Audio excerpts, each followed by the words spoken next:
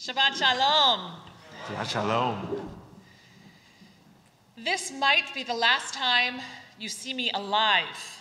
The enemy has identified me as the number one target. These are the words that President Zelensky spoke recently on a call to European Union leaders. When the US offered him an evacuation plan, he responded that he needed anti-tank ammunition, not a ride. The fight is here, he said. And moment by moment, he is steadfast in his presence, sending frequent messages to Ukrainians, calling on world leaders, and showing up with courage and power. His actions echo the essential Jewish statement, Hineni, Hineni, here I am. I am not running away. I am ready to face whatever is ahead. Abraham answered God's call with Hineni, here I am. Jacob answers God's call with Hineni, here I am.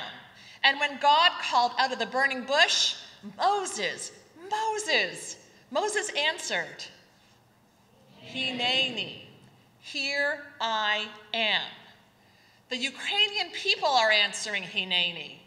Civilians are volunteering to take up arms. They are painting over marks placed on buildings by Russian military to target them from the sky. People are looking after their elderly and vulnerable neighbors. They are giving out food, offering shelter and medical care. They are helping one another flee from danger. The Ukrainian people are saying Hineni. People in neighboring countries are saying Hineni as they welcome refugees into their homes, distribute food, and begin the immense work of organizing the many vital services and supports that are needed to help the refugee crisis spurred by this war. We all need to answer Hineni as well. Jewish tradition identifies personages of evil as Amalek. While the Israelites were still in the desert, the nation of Amalek launched an unprovoked surprise attack upon a tired, weary, and unprotected people just liberated from slavery. This despicable act connected Amalek with evil for all the generations since. For example, as we are quickly approaching Purim, Amalek appears again in the Purim story. We read in the Megillah that the evil Haman was a descendant, that's right, boo, was a descendant of the king of the Amalekites. Haman was a direct descendant of Amalek. The Torah commands us to at once remember the deeds of Amalek, but also to blot out the memory of Amalek. So again, we're remembering the deeds of Amalek, but in the same breath, we're blotting out the memory of Amalek. With this seemingly paradoxical direction, this text, our tradition asserts that evil is always just under the surface, ready to grow.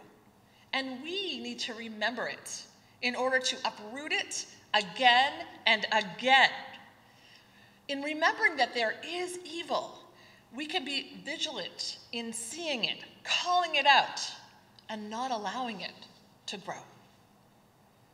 In other times in Ukrainian history, when the country was not threatened by war, people went about their lives.